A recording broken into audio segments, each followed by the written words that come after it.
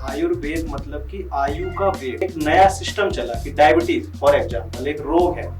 अब डायबिटीज रोग भारत में हर देश के हर हिस्से में हर राज्य में लोगों को हो रहा है कि पंजाब में व्यक्ति बैठा है उसे भी डायबिटीज है, और कोई अगर वहां पे असम में बैठा है उसको भी है, और कोई अगर बहुत दूर आप कह लीजिए बेंगलोर में कोई बैठा है तो उसको भी डायबिटीज है। लेकिन अभी उपचार का सिस्टम क्या बन गया है पूरे देश में कि एक दवाई सेट कर दी गई है, वो चाहे किसी भी हिस्से में बैठा हो वही खा रहा है। अगर आपने किसी शौक के लिए कुछ खाना है, जैसे कि हम घर में खाते हैं मैगी खा रहे हैं, कोई है नूडल खा रहा है, पिज्जा खा रहा है, बर्गर खा रहा है, अब किसी को मरने का शौक है तो वो कुछ भी खा सकते हैं। एलोवेरा एक बहुत कॉमन दवाई है जिसे आजकल हर घर में लोग जानते हैं या कई जगह पे यूज भी करते हैं। इसके आजकल बाजार में डब्बे वाले जूस भी आ गए।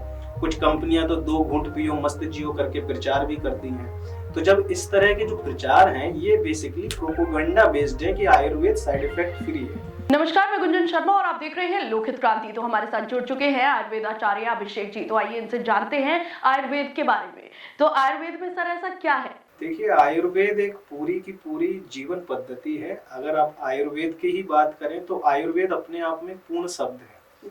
आयुर्वेद मतलब कि आयु का वेद।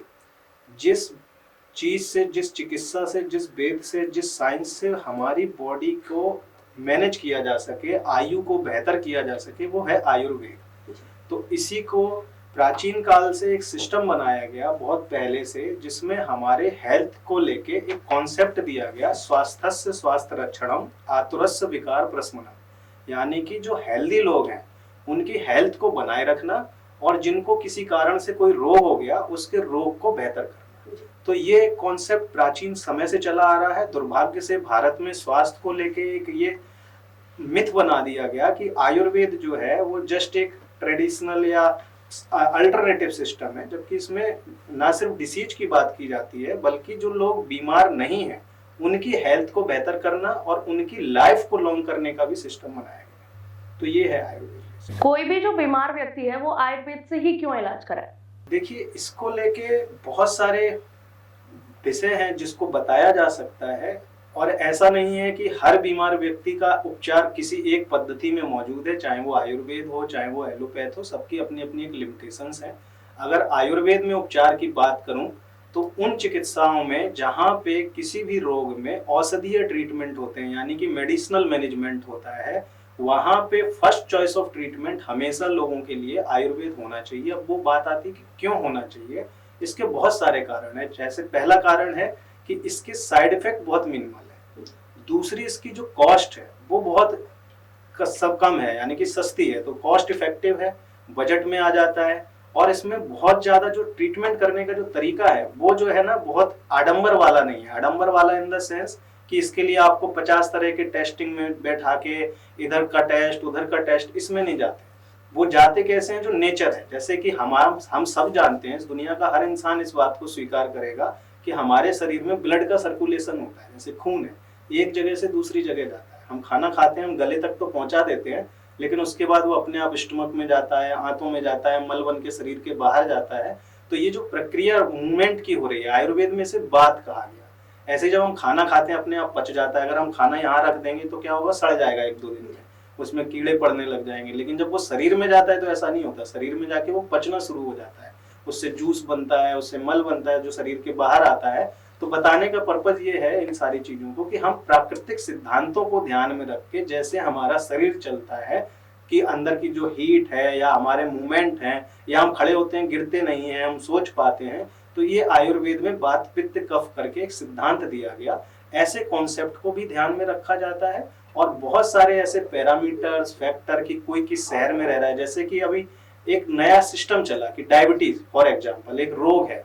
अब डायबिटीज रोग भारत में हर देश के हर हिस्से में हर राज्य में लोगों को हो रहा है कि पंजाब में व्यक्ति बैठा है उसे भी डायबिटीज है, और कोई अगर वहां पे असम में बैठा है उसको भी है, और कोई अगर बहुत दूर आप कह लीजिए बेंगलोर में कोई बैठा है तो उसको भी डायबिटीज है। लेकिन अभी उपचार का सिस्टम क्या बन गया है पूरे देश में कि एक दवाई सेट कर दी गई है, वो चाहे किसी भी हिस्से में बैठा हो वही खा रहा है।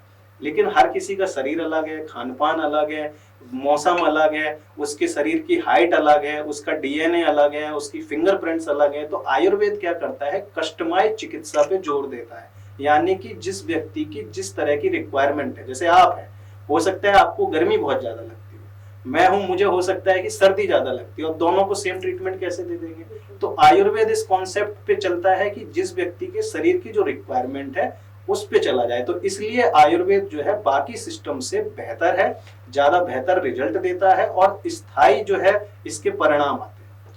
मैं आपसे ये जानना चाहती हूँ कि जैसे कि पुराने दादी और नानी के नुस्खे हुआ करते थे, और आजकल आप सोशल मीडिया में भी देख ही रहे होंगे कि बहुत सारे वीडियोस आते हैं कि ये उपचार कर लीजिए, होम रेमेडीज। तो इसमें आपका क्या कहना चाहिए कि इसमें चिकित्सक सलाह लेनी चाहिए कि नहीं लेनी चाहिए? देखिए, अगर आपने किसी शौक के लिए कुछ खाना है, जैसे कि हम घर में खाते हैं, मैगी खा रहे हैं, कोई है नूडल खा रहा है, पिज्जा खा रहा है, बर्गर खा रहा है, अब किसी को मरने का शौक है तो वो कुछ भी खा सकता है। शौक के लिए अगर आपने कुछ खाना है तो आपको किसी से पूछने की जरूरत नहीं है, फिर वो आप चाहे समोसा खाएं, चाहे दारू पिए, चाहे कुछ करें। लेकिन जब आपको शरीर में कोई दिक्कत है, यानी कि आपको कोई डिसीज है, तो उस समय पे फिर आपको उसके एक्सपर्ट से जरूर चर्चा करनी चाहिए, चाहे फिर वो आप किसी भी सिस्टम की बात करें।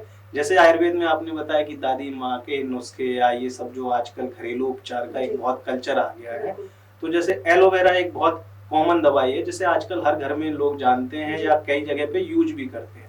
इसके आजकल बाजार में डब्बे वाले जूस भी आ गए, कुछ कंपनियां तो 2 घूंट पियो मस्त जियो करके प्रचार भी करती हैं।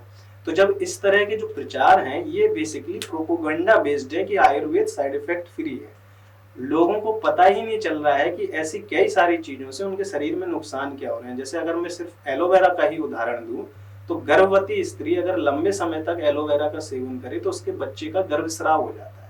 और ये मेरे कही हुई बात नहीं है, ये बाकायदा शास्त्रों में लिखी हुई बात है, जो आयुर्वेद के टेक्स्ट बुक्स हैं उसमें भी बताया गया है और रिसर्च में भी ये प्रूवन है कि एलोवेरा का सेवन किसी भी फीमेल की प्रेगनेंसी को हैम्पर करता है, उससे बच्चा गिर जाता है। तो अभी एक छोटी सी, अभी लोगों को लगता है नहीं एलोवेरा तो पेट के लिए अच्छा है, लेकिन अगर ऐसे लेंगे तो फिर वो नुकसान भी करता है। तो फिर चाहे वो एलोवेरा की बात हो या नॉर्मल किसी भी औषधि की बात हो, उसको लेना चिकित्सकीय सलाह से लेना चाहिए, तब जब आपको किसी तरह का रोग है। शौक के लिए तो लोग दारू भी पी रहे हैं, तो फिर उसमें तो कुछ कर नहीं सकते।